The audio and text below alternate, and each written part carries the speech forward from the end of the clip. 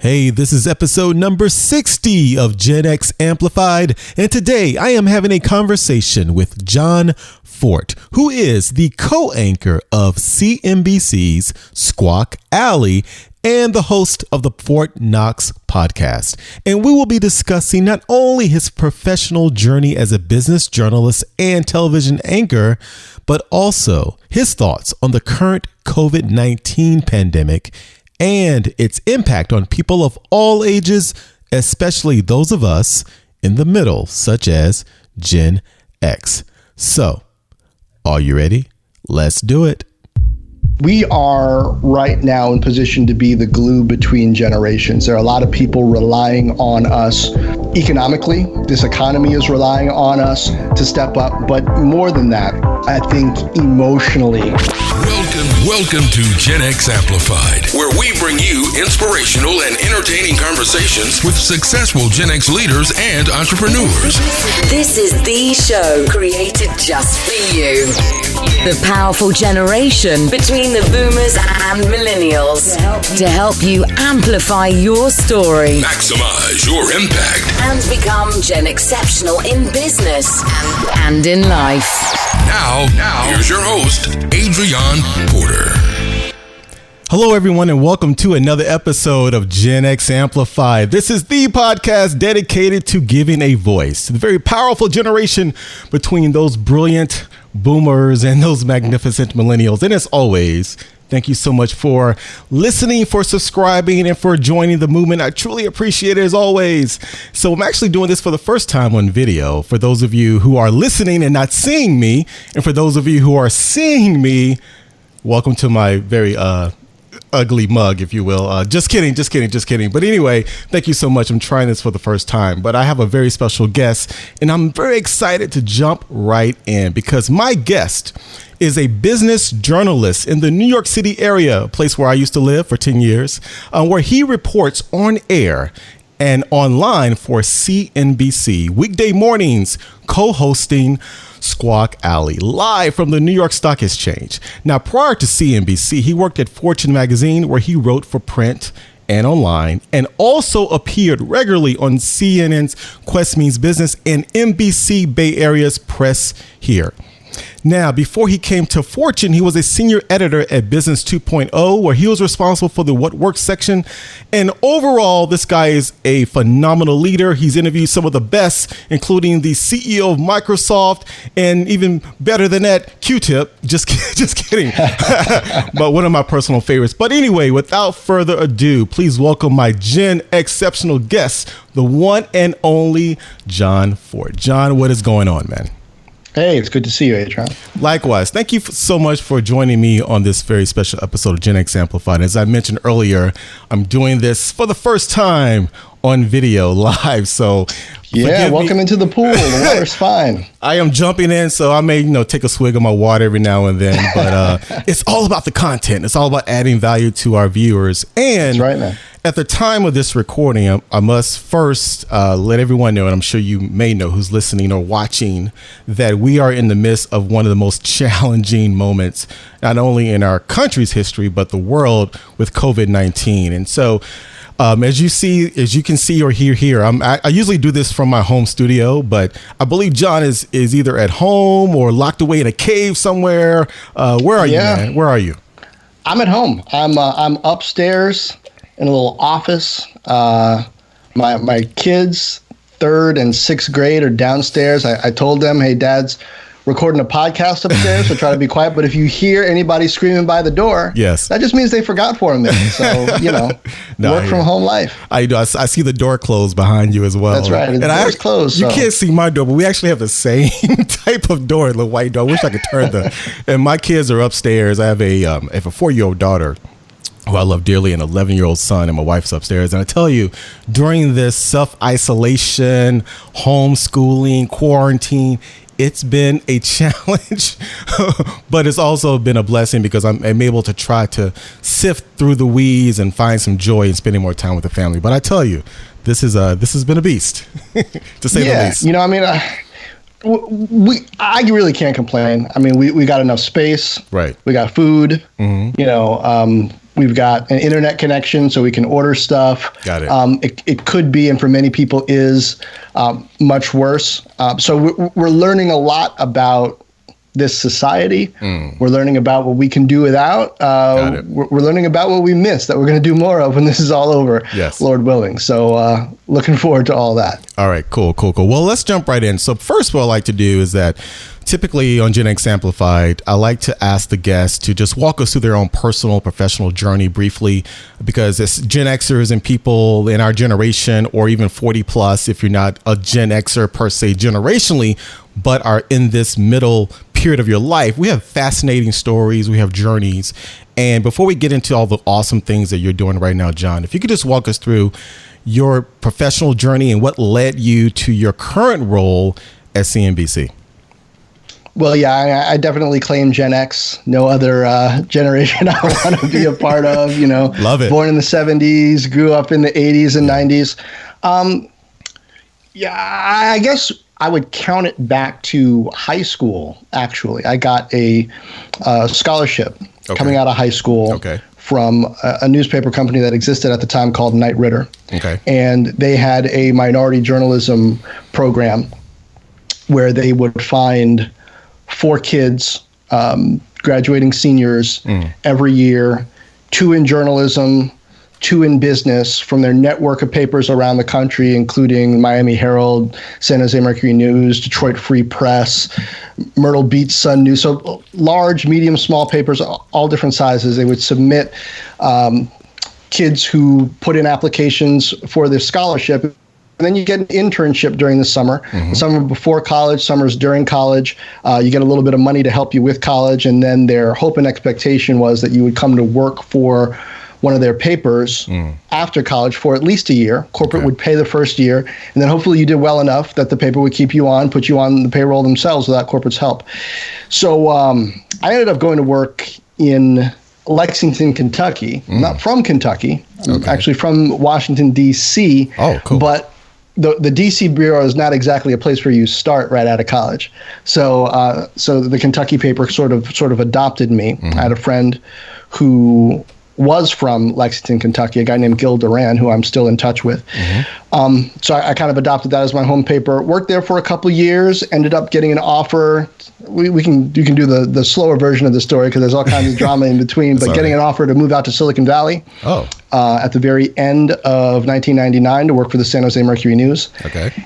And that's when my journey as a tech reporter really got going. I started reporting on some tech in Lexington, Kentucky, but when I got to Silicon Valley, I really started to dig my teeth into it, working for the San Jose Mercury News, where I was from late 99 until 2006. And then, as you mentioned, I left newspapers after a variety of different roles there, reporting tech, education, doing some editing, and worked for Business 2.0 for about a year. They shut the magazine down almost exactly a year after I got there. Wow. But it was a Time Inc. magazine. They kept some of us on to go work for Fortune. So, fortunately, for me, they kept some of us tech heads on board because they wanted to build Fortune's technology presence. And I started working there. And after a couple of years there, ended up getting offered a job at CNBC when they were looking to expand their Silicon Valley bureau. And it's been almost 10 years at CNBC now. Well, I was going to ask you how long. So what time frame was that when you started CNBC? So about 10 years, you said? CNBC. Yeah, it'll be 10 years in July. In July. Wow. So just kind of quickly going back, you mentioned you moved to Silicon Valley in 99, and that was actually the year I graduated from business school at Vandy. And I remember during that moment, I was there from 97 to 99, and it was like during the middle of the tech boom, or the web 1.0, if you will, and e-commerce, and then you had the bubble burst after that. And so for you, when you moved to Silicon Valley and started immersing yourself in this tech world, what was that like? I'm just curious, like, take us there emotionally and visually, if you will, or if you will, of how it felt to be immersed in this crazy new world that was just starting its ascension in all the money and all the glamour and the billionaires, and then to see from 99 to where we are now, the ebbs and flows. What was that like? Yeah, well, it was nuts. I happened to be moving out to California at the same time that a friend of mine who was a year older than me, he had also gotten the Knight Ridder Scholarship, so I kind of had seen him in the mix. He was moving out to Silicon Valley at the same time. He was also from the DC area, but he was going to work for Knight Ridder Corporate. I was going to work for the San Jose Mercury News. We decided to save some money, room together. And, when we got out there, it was about 3 or 4 months before the NASDAQ's peak in March 2000. Okay. So things were going. Pets.com was at full tilt. Cosmo.com was out there saying they would deliver your groceries or, your food, whatever it was that you want to deliver. Right. All these ideas that are actually viable now. Yes. People had then. They were trying to make them work, and they weren't going to work. But nobody could tell anybody anything because we were just, it was just going. So I remember my friend Damien and I, we were in our temporary housing at first, and then eventually the apartment that we got, thinking up, here's what Knight Ridder should do. Here's how they should structure their business to get ready, really get on this internet thing. So while we were doing our main jobs, we also had these .com dreams at the same time of what should happen, because we knew everything back then. We were in our early 20s, so we knew everything back then. And so it was intense. It was insane. I didn't know that much technically yet. I'm still not technical. I don't have a computer science degree or anything, but I've met a lot of smart people, fortunately, since then who have told me a few things. But I remember asking questions like there was a veteran reporter at the San Jose Mercury News who covered chips, Tom Quinlan. I said, Tom, which is really faster, a Windows PC or a Mac? Just trying to figure out that stuff. I remember one of my first assignments was at Yahoo for Y2K. So, New Year's Eve, I was at Yahoo in Sunnyvale waiting for the world to end, playing ping pong with the engineers. And then just checking every once in a while to see if anything was melting down. Nothing did, but there was some hors d'oeuvres and there was ping pong. And so, it was fine. But there was a lot of energy there at the time and a sense that the party would never stop. It reminds me of a lot of the way things were about 3 weeks ago. With the economy. I remember. Now we go through cycles, like you said, and then after that, I think the reverse set in when the .com bust happened. We felt it at the San Jose Mercury News really early because Craigslist was right in our backyard. So the hit to classified advertising, eventually from things like eBay, the hit to national advertising was dramatic. The revenue hit became a request for buyouts, became layoffs, and it was just round after round. And it was a tough time to be early career, and kind of gave me a sense of, now I would say healthy paranoia, but really focused not just on what does the company need, because that would change moment to moment, but also what skills, what experiences, what focus do I need to stay relevant in my career going forward. Yeah, well, that's very informative and enlightening, your story, because you definitely seen. You were right there in the middle during 2000, one of the initial busts, or the initial, I guess, .com bust, if you will. And you, prior to CNBC, you were in 2008. That was before you went to CNBC, correct? So during the recession. Right. So right before that, obviously we had the recession of 2008.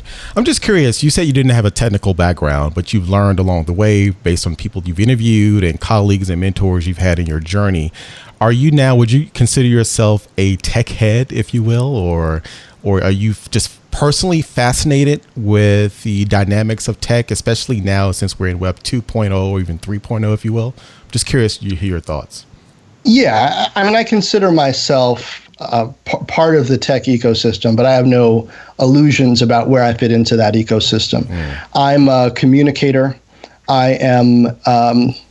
I have an analytical mind, but I'm not technical. I'm not building anything digital. And so what I do and what I've done is try to in an abstract way, understand concepts. Okay.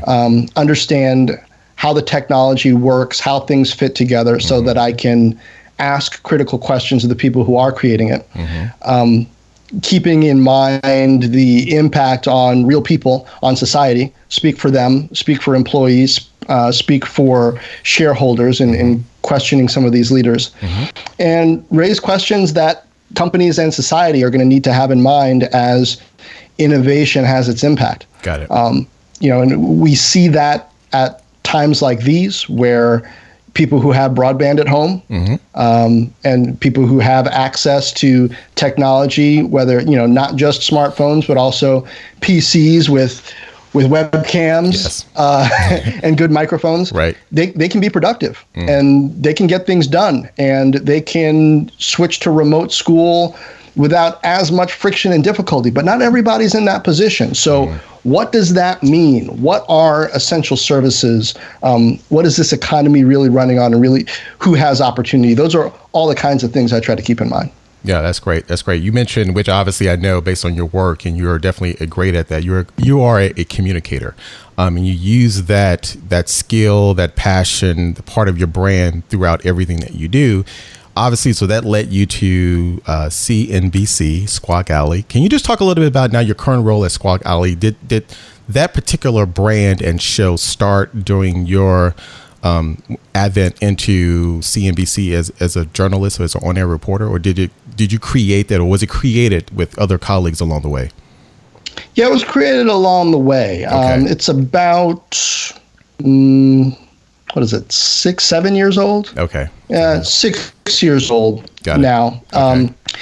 When I started, I was based out in San Jose. CNBC had its kind of Silicon Valley bureau there. It's since moved up to San Francisco. Okay. And I've been with CNBC for about 3 years, when my boss at the time said, "Hey, we really like you to move to New York." He said, "You don't have to move to New York, but we'd like you to move to New York because we want an authoritative tech presence in New York. We're thinking about building a show that's more focused on tech, and we'd like that person to be a big presence on the show. If you don't move and you stay in Silicon Valley, we're going to hire a few more reporters out there, to beef up the presence, and we're going to hire somebody in New York to sort of be that point person in New York for tech." And so it's like, okay, so let me get this straight. If I stay in Silicon Valley, my job gets worse. There's more people covering, and I'm going to have to compete with somebody out in New York. Right. But if I move to New York, maybe I get a show built around me. And plus, you're moving the bureau from San Jose, where I live, up to San Francisco, an hour away, which would just be an awful commute. I think we better move to New York. And I'm from the East Coast, so it wasn't that drastic a lift. They weren't asking me to, move to Antarctica or anything. So it definitely had its advantage. But it was a shift. But I moved in November, around the spring, April, May-ish. They split off 1 hour that had been Squawk on the Street, turned it into Squawk Alley. Okay. And Carl Quintanilla, Kayla Tausche, and I began co-anchoring that. Okay. We've since evolved. Kayla wanted to move out to D.C., report on politics. Morgan Brennan is now co-anchoring with me and Carl. Wow. Well, it's a great show, by the way. And for those of you who are not watching this show, shame on you. But you have to be watching after this. It's serious. And I'm a bred marketer by trade, and worked in many marketing organizations, and I've worked in media as well with HBO and Turner and so forth. And I've always been a fan of NBC, not just professionally, but just the brand. I mean, it's a very heritage brand, and all the different brand extensions, whether it's CNBC Make It or CNBC, and now with Peacock, with the streaming service. I love what you guys have done as far as a legacy brand, and then looking at those different verticals with Squawk Alley, I think is really providing some great value, especially right now.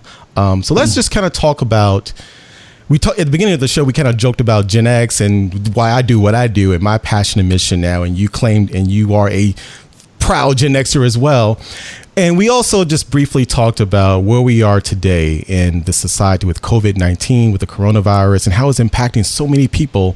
And one of the things that I've noticed, not only because of what I do, but because it's real, is that its effect on different segments, different populations, different cohorts, and particularly those of us in this middle generation.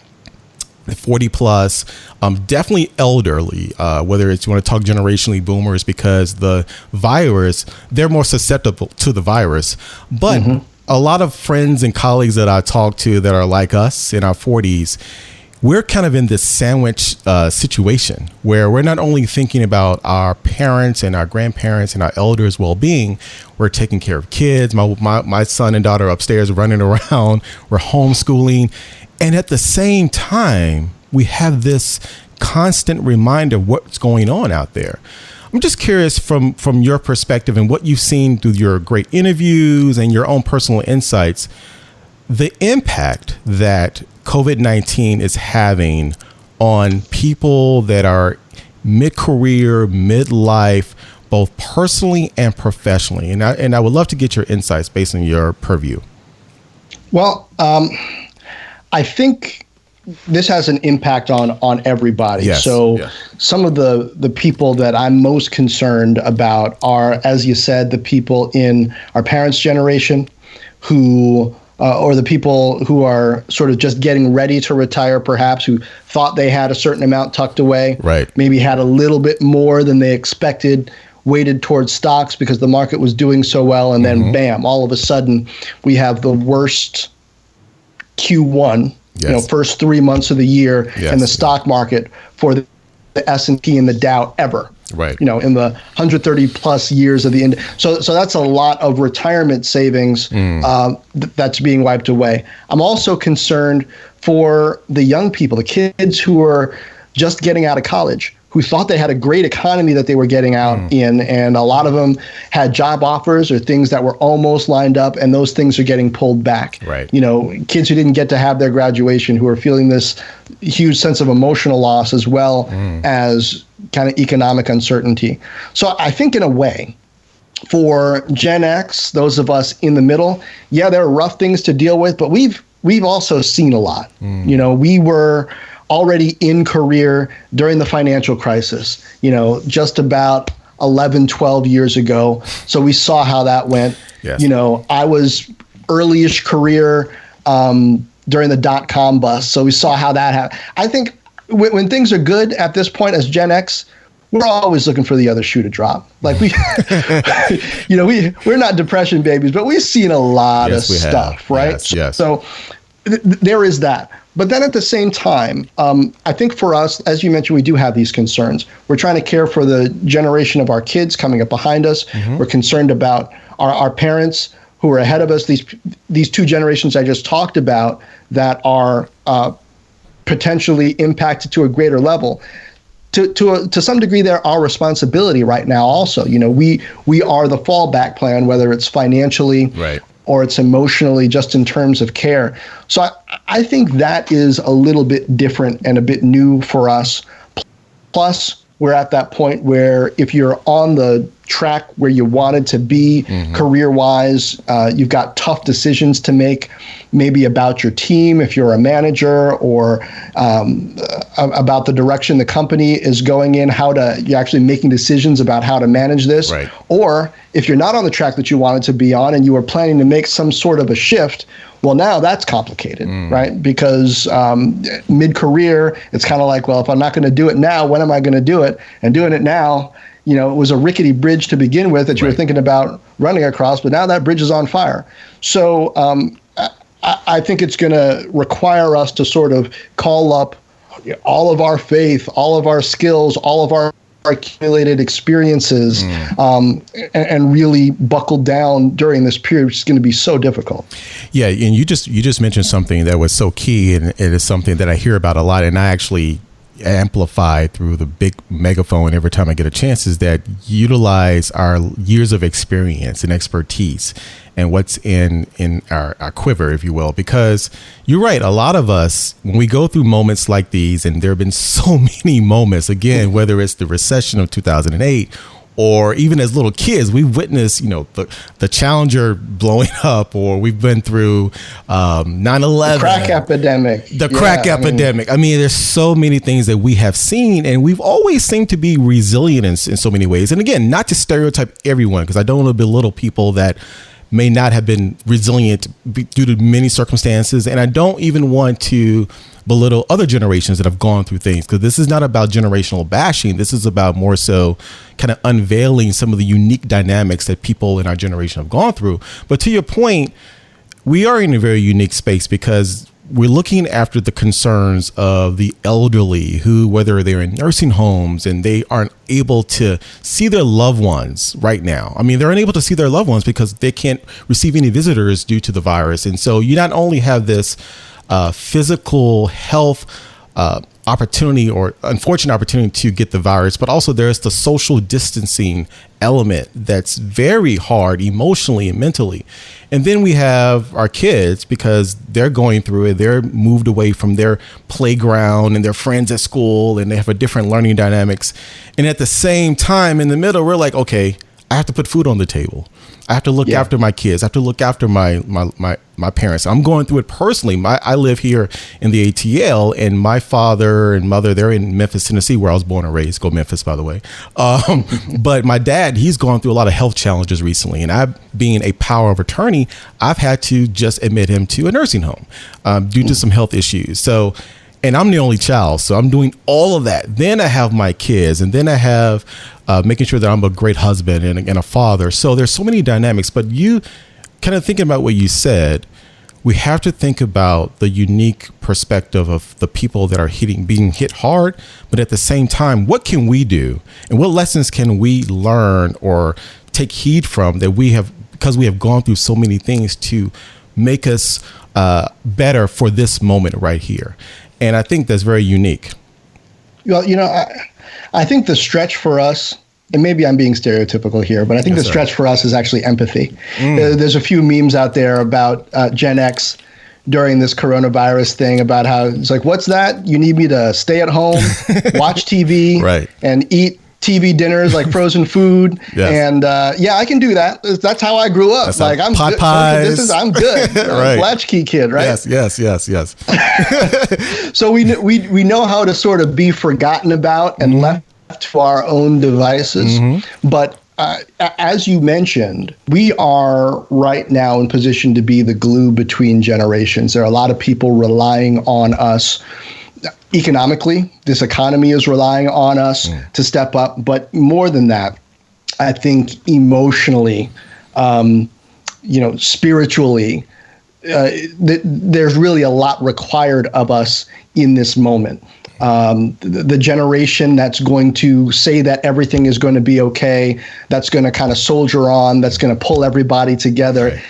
Longer term is going to need to be Gen X. And I don't know that that's a role that we're used to. We're used to, just kind of like doing our own thing, being forgotten about, inventing all the useful stuff on the internet, and then just being like, here, have at it. But I don't know that we've really mastered quite yet the empathy and that sort of leadership. And I think that's going to be an interesting challenge. I was talking, as you know, to Microsoft CEO a few days ago, Satya Nadella. Yes. And, when I reached out, say, hey, let's get you on CNBC, let's get Satya on. Part of it was just, that's one of the voices that we need to hear from right now, is somebody who has the set of experience that he had moving into this company when it was, early on, working his way up through it. He had this vision, kind of changed the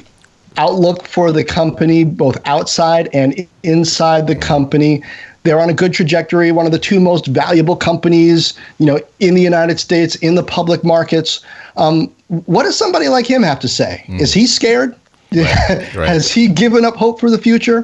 What does he think is important right now? So that's not the only perspective. It's not all about business leadership, all about finance, all about money. But when you hear the way that Microsoft is thinking about using its resources to acquire personal protective equipment for the medical responders. When you hear about the ways that they say they're working to help Seattle and the Seattle area through this, when you hear about the use of technology to continue to keep the economy going in some sectors through, products like theirs and others that are allowing people to continue to communicate and kind of maintain some of our sanity during this time separated. And when you hear him talk about the need globally for people to come together and start to plan for a better day beyond, that business has a role in that. And, I can't remember exactly when he was born. I don't know if we can claim him as Gen X, but he's close. Yes. He's close. Yeah, I think he is. That word you mentioned, glue, that's it. I mean, we talk a lot about Gen X being bridge builders and between the boomers and the millennials, and we've always been the sandwich. We're the Jan Bradys of generation. But the word glue, and I haven't heard that as much, but I think it's actually very important and potent because it you can visualize it, you can feel it, and it's the stickiness and the word empathy. The word empathy, that is so key. And I was having this conversation with a friend of mine who actually was graduated with me from Vandy recently. I think it was 2 days ago, and great, phenomenal leader. And we were talking about our generation during this crisis. And she said something to me that was very fascinating, which I agree with. She said, when you think about Gen X, and when we get through this, when we come out of this, and we will come out of this, this is actually could be our finest hour. This could be our moment because it may not happen, but a lot of elder C-suite executives, they may be rethinking where they are and what they want to do in their current role. They maybe look at accelerating some of that succession planning. Who's next in line? There are a lot of great, phenomenal millennials, obviously, and a lot of great, phenomenal Gen Xers. But how do we as leaders, as Gen Xers, think about when we come out of this, how do we position ourselves to continue to do the great work that we're doing on our jobs or as an entrepreneur? But if there are succession plannings that's happening or will happen, how do we position ourselves to be not only a phenomenal leader, but a great glue and bridge builder? And I think, I know that empathy is a virtue that we really should continue to uncover and think about. And how do we practice it more? So I'm glad you said that. And your interview, and I want to talk a little bit more about the brand of Squawk Alley. And I did see your interview with Satya, and I think that is so key, is think about what he and his team are doing, have done. And I was actually on a panel last year. It was an employer brand panel, and I was moderating someone who worked at Microsoft in their employee brand segment. And we talked about the phenomenal leadership of Satya as a brand, as a leader, because I think people, when they look at him, they look at someone as being an encouraging leader. And I'm curious, when you interviewed him, did you get that sense? And you actually spoke about some of those things during our conversation, but did that just jump out at you at a different type of leader he has been? And if you could shed some light on that. And also, I would love just to hear more about some of the other people that you have interviewed, and what are some of those top conversations that you have had, and what are some of those other lessons you have learned from these phenomenal people that you have talked to? Well, it's a fun job in that I get to talk to a whole lot of people who are really smart and great at what they do. Some of the names that come to mind, Bob Swan, the CEO of Intel, Michael Dell. You mentioned Q-Tip. Yes. Sat down with, I'm kind of all over the place. Michael Phelps, right, the swimmer, done my podcast. And Max Levchin, who was part of what was called the PayPal Mafia, was a co-founder of PayPal, and he was the chairman of Yelp, and has gone on to invest in a lot of things. Has a company, a firm that it's probably in a tough spot right now doing consumer financing. So we'll have to check in on him. Ginny Rometty, the CEO of IBM, who's outgoing. Yes. And I know Arvind Krishna, the incoming CEO of IBM, as well. Just a lot of people who you should expect to see and hear from pretty soon on CNBC and elsewhere. But Satya, I would say, Steve Ballmer, who was the CEO of Microsoft before Satya. I met Satya before he was CEO of Microsoft. He was a senior vice president, executive vice president of the server and tools division. Wow. So, at the time, I'm in Silicon Valley, you're a tech correspondent for CNBC, get pitched this opportunity to talk to this guy who's dealing with Windows Server and this cloud thing that nobody at the time is that interested in yet. Right. I'm trying to get him on air, and the executive producers at the network are telling me, we don't want to talk to this guy. Get Steve Ballmer, and then sure, but, the server and tools, what is that? Yeah. So, I'm like, well, I guess I got to tape the interview, but I'm going to get it on air somehow because I think what this guy is working on is important. The cloud in the future, so we're going to get it on. So I managed to get some tape on. Yes. But that's just one of those things. Then, roll the calendar forward a year or two, and all of a sudden people are asking, well, who's going to be the next CEO of Microsoft? And I'm like, well, I think this Satya Nadella guy's got a shot. And lo and behold, yes, he gets named. And, I don't have the vapors. I'm not brand new because I actually talked to the guy before the CEO stuff was in the cards. And so, I was able to get that first interview with him. But let me tell you, the first interview with him when he was actually in the CEO seat, as opposed to the one right before he took it, it's at a tough time. He had just been to the Grace Hopper conference, was asked a question about how women should ask for raises and promotions when they've been overlooked. And he gave an answer that he would later walk back where he said, well, what I've done in my career, don't ask, just kind of expect that the right promotion and raise will come to you.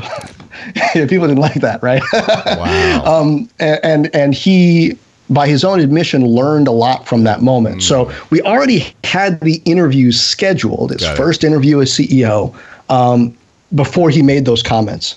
Then he made the comments. And the question was he going to keep the interview? Because, yes, here it was. He had said it. Things were blowing up. People were calling him all kinds of stuff on the internet because he had said this. He was sexist. He was this. He was that. To his credit, to Microsoft's credit, he kept the interview. Okay. And I grilled him a bit on it, and he answered the questions, and he was apologetic, and he explained not only what he meant, how it came out wrong, but the actions that he was taking and was going to take to make sure that the voices of women and other underrepresented groups at the company would get heard. And I think a lot of Microsoft employees would tell you that their experience since then lines up with what he said he was going to do. Okay. That's not always the case, but it was the case with him when it comes to this. So I think that says something. Wow. He came in a sort of humbling way. I think fortunately for him, he comes across, certainly has seemed to me genuinely to be a humble guy over the years that I've known him. So, when you're already humble, being humbled is not too much of a takedown. So that's the advantage there. Wow. Well, I've been humbled as well. And I think that's great that you told that story, because that is a life lesson, and obviously sounds like he learned from that experience. And we all say things that we probably shouldn't say. We all learn and have done things, but the key is learning from that experience. And that's a great story. Actually, because of the power of mobile internet, I did confirm that he is a Gen Xer. If you go by, he was born 1967, August 19th. So by Pew Research standards, which is born 65 through 1980s, he's a Gen Xer. But he's one of us, so we can claim him. But that's great. Get him next. Get him on the podcast. Hey, you hear that, Sati? Come on, Gen X Amplified, all right? I'm a fan. You heard it from Jon Fortt. I love it. But no, that is so great. And I think, just kind of going full circle, because that's a great insight into not only your personal brand, because I wanted to make sure I also just touch on that. Because obviously, I talk a lot about personal branding, and people have different opinions about what is a personal brand. And again, your brand is really your reputation. It's what people think about you when you're not around. And I think it's so key, whether you call it a personal brand or not. People in our generation, or all generations, but this platform is talking directly to people in the middle. It's important to understand the things that you do, the things that you say, the value you add, the people you include in your network says a lot about your brand. And then when I think about the brand of Jon Fortt, And what you have done through your interviews, through your own personal insight, through this conversation, you have built a very powerful professional brand, which I admire. And even the brand of your show, which is Fort Knoxx, correct? Is that the name? That's correct. Which is a pretty cool name. But just thinking about your brand, just a little bit more, I guess, nuggets or value bombs for the audience about branding. What quick advice would you give people that are stuck in this quandary and this malaise that's, I talk a lot about the mid-career malaise, and it's my mission to transform that malaise to mastery. But what advice would you give for people that are stuck in the middle, Jon? And based on your life lessons, based on the lessons that you just so eloquently underscored that Satya went through, what advice would you give people that are stuck in a quandary to think about their professional brand, even during this time of seclusion right now, so they can really thrive moving forward in their career and be exceptional Gen Xers moving forward? Yeah. Well, the whole brand idea, personal brand, it's a little weird for some people. Right. I don't know that, I don't ever wake up and think, what am I going to do for my personal brand today? How's my brand indexing, right? So I think it's first important for people to know you can work on your brand without thinking about working on your brand. You don't have to, sure, if you're in marketing, then you kind of get that and you're with it and that doesn't make you uncomfortable. But if you're not, then maybe you feel a little bit weird about the personal brand thing. Yeah. I'm a person, not a brand. That said, for me, the key to building that experience, that career experience that has been fulfilling to me, has been to think in a couple of different buckets. One, what does the company that I work for need that they're asking for? Got it. Right? So let's say 3 buckets. One is, here's what they say they need, right? The second bucket is, what do they need that they're not asking for? Either because they don't see it, there's something that I believe is going to happen from what I'm gathering, from what I see because of my unique experience as an underrepresented member of the workforce, because of where I come from, whatever it might be. What is it that this industry or this company needs that it doesn't know that it needs? And then 3, what is it that I need to learn to continue to grow, to be excited, to be viable and relevant in my field, completely separate from the company? 3 completely different buckets. All of them are important. Got it. The stuff that the company's asking for that they know they need, yes, that's important. But that's just a third of it.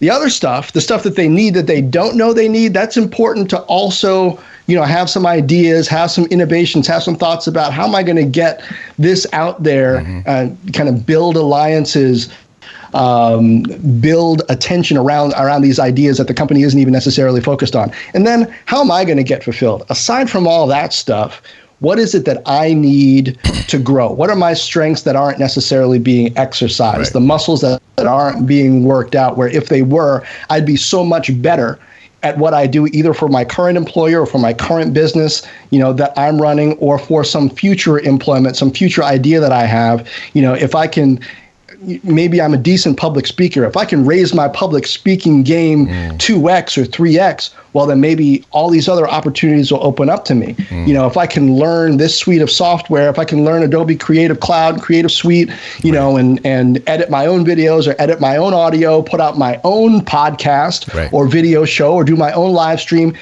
then what would I be able to do that now I can't so much because I got to wait for somebody to do that stuff for me? So what's important for me to learn? And the extent to which I think you can find those intersection points between what the current job or company or entrepreneurial effort needs and knows that it needs, the stuff that is needed that the employer doesn't know that it needs, and the stuff that I need to learn, to the extent that we can create projects that encompass all of those things, that's where growth happens, and I think that's where brand happens. It's those big moments, those ideas, those shifts that we get to be in the center of and maybe catalyze, where people go, oh, that would not have happened if he or she had not done that. That's what you end up getting known for. And I think more than the general idea of building the kind of glitz and picture of branding, it helps to think in terms of those buckets, those moments of making sure that the effort that I'm putting forth is well balanced. Yes, that I'm paying attention to my employer or my current job or current company, and not just these other things that I want to do in the future, but also that I'm not just spending too much time in the now, that I'm investing in how I need to grow so that more opportunities open up to me in the future. I think that's a really key piece of the personal branding puzzle. Wow, that was definitely a triad of powerful takeaways, and just it is worth, and it's so great. It's worth just reiterating again. So number one, if you're thinking about mastering your mid-career phase in your personal brand, or just being successful, branding or not, is to pay attention to not only what the corporation or the company needs. And a lot of us live there. A lot of us, hopefully we live there, and it's easy. It's low hanging. Well, this is my job. This is my job description. This is what they need me to do. Number one. Number two, though, which I think is so great, not just what the company needs, but what do they need that they don't ask for, that you see based on your unique perspective. And sometimes you have to be intentional for you to understand what that is. And you have to listen. And then number three, which I love, number one, the company, what is it that they ask for that they need? Number two, what is it that they need that they did not ask for? But what do you need? What do you need to grow, to evolve, and to thrive as a brand, as a person, as a professional, even as just a family person? Growth mindset, which I love. I'll talk about all the time. Having a growth mindset. And to your point, those three areas, if you check all those boxes, it just better positions you. I love that. So before we wrap this up, speaking of what the audience needs, what I need from you. So this is the final question. I could talk about this for hours, though. So I love this conversation. But there's one final question that I need, and one final question I need from you that I ask all of my guests on Gen X Amplified, Jon. And this is to get more into your personality, which for those of you who watch Jon all the time, you know his personality. But this is a little different one. So I'm going to ask this question. Are you ready? Yeah, I'm ready. You got this, man. You got this. You're good. So. If there was a song that would play anytime you walk down the street or enter a room that perfectly fits the brand, we just talked about brand of Jon Fortt, what song would that be? And if it's your story, what song would that be? What would be your own personal theme song? See, man, this was hard. This is like the hardest question, because it's always hard. There's a whole bunch of songs that I was thinking I would like to be banging as I walk in. Yeah. But then I thought about the lyrics, and I'm like, I'm not really sure that fits. But okay. The song that I'll give you first off the top that I think satisfies the spirit of the question is a Lecrae song. Okay. My favorite rapper all around is a Christian rapper. I'm a Christian. It's off of his Gravity album from 2012. It's called Power Trip.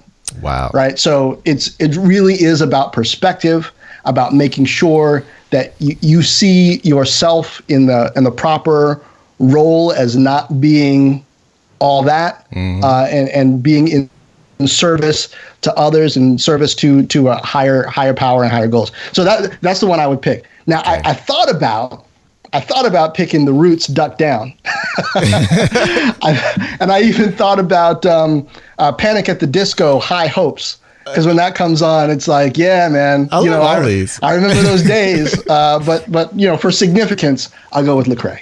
Hey, all those choices are great, and it's just so funny. Every time I ask this question, a lot of times it's hard. It's hard, even because I'm a music junkie. It's hard for me, but I love it because it challenges you to think about in what moments you would use this song. And all three of those choices were great. The Roots, Lecrae, and what was the second one you mentioned? So you mentioned Lecrae, Lecrae, The Roots. The last one. I think I said Panic at the Disco. Panic at the Disco. Yes, High Hopes. Great choices, man. I love it. Well, Jon, this has been a blast. And again, I am glad to see that you're safe and you're doing well through all this, and you're hunkered down while you're still being productive. And again, my prayers go out to everyone that's listening, that's watching, they're going through this coronavirus. But through this conversation, I hope that a lot of value was taken, and it's giving people, it's given me energy and acceleration to do what I need to do, to think about those three areas to grow and to thrive. And also, as Gen Xers specifically, how we can be uniquely positioned to show more empathy, to be the glue between these multiple generations. and just to be effective. So, Jon, before we sign off, tell everyone how they can continue to keep in contact with you, watch your show. How can they just stay part of your greatness, if you will? Well, what I'm figuring out is that LinkedIn is the professional platform where I'm going to focus most of my time and effort. Yeah, I'm on Facebook, I'm on Twitter, etc. But follow me on LinkedIn. Got it. I'll be broadcasting there. I'm going to have more and more content there. Of course, you watch CNBC, but that's broadcast. That's one way. Right. I can't hear from you on CNBC. Right. So I would say LinkedIn. Give me a follow. I'm a LinkedIn purist in the sense where if we haven't actually interacted in some genuine way, I'm not going to connect to you on LinkedIn. I'm connecting to you on LinkedIn now because we've done this podcast thing with boys now. Yeah. But so people definitely follow me, send me a message. I'll try to write you back. Don't expect me to connect to you if we haven't met and spoken, but it's nothing personal. It's just that's supposed to be your professional network, like people who who you can vouch for. Right. If I haven't met you, we're not quite at that level yet. But LinkedIn, absolutely. Please come there, engage with me, give me some feedback, tell me what's on your mind. I'm learning from people, professionals all the time on there about the various issues of the day, what their business is struggling with, what they're thinking about as entrepreneurs, what they're thinking about as employees, the challenges, unfair things that are happening, the way policy affects them.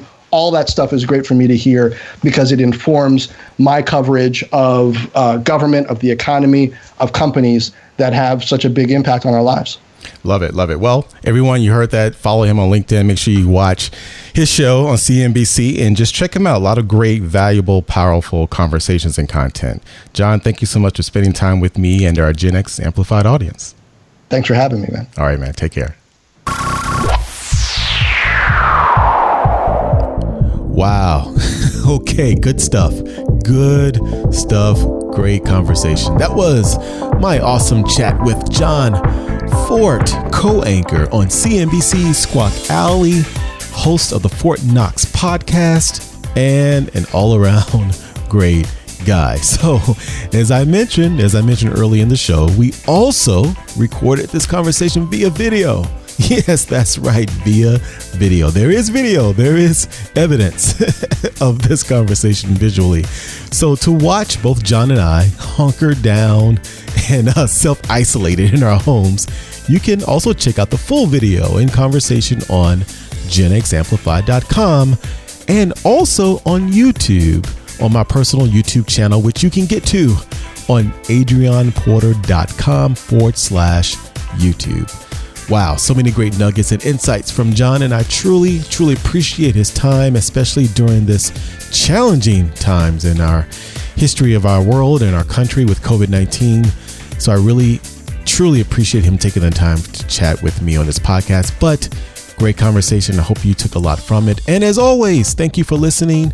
And always remember to get the full show notes. Please go over to genxamplified.com where you can listen to this episode and also all of our other episodes, and obviously on your favorite mobile device and your favorite podcast app. And again, if you have enjoyed this conversation, please go over to iTunes or Apple Podcasts and give us a great rating and review so we can help spread the word about Gen X Amplified. So as always, you've been listening to Gen X Amplified, the podcast dedicated to you, the powerful and exceptional generation between those brilliant boomers and magnificent millennials. And remember, it's more than a podcast. It is a movement. Take care.